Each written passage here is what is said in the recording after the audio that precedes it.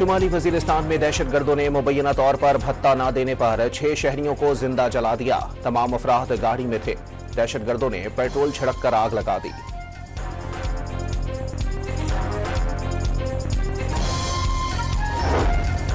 हुकूमत सिंध का कामयाब आमन ऑपरेशन। सरेंडर पॉलिसी के तहत कच्चे के 72 डाकुओं ने हथियार डालकर कौमी धारे में शमूलियत इख्तियार कर ली।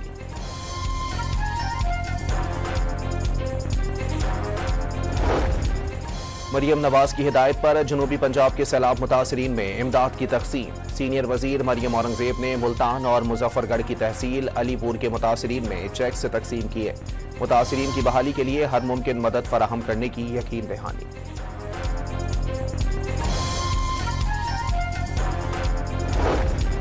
गवर्नर पंजाब ने पंजाब असेंबली के इजलास जुम्मे को तलब कर लिया। स्पीकर मलिक अहमद खान सदारत करेंगे।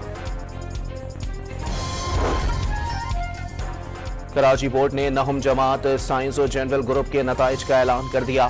साइंस ग्रुप में कामयाबी का तनासुब 78.26 और जनरल ग्रुप में 54.38% रहा। और पाकिस्तान और भारत के दरमियान एशिया कप ट्रॉफी का तनाज़ा फिर शुरू। भारतीय बोर्ड का मोहसिन नकवी से ट्रॉफी लेने से फिर इनकार। मामला ICC इजलास में उठाने का ऐलान।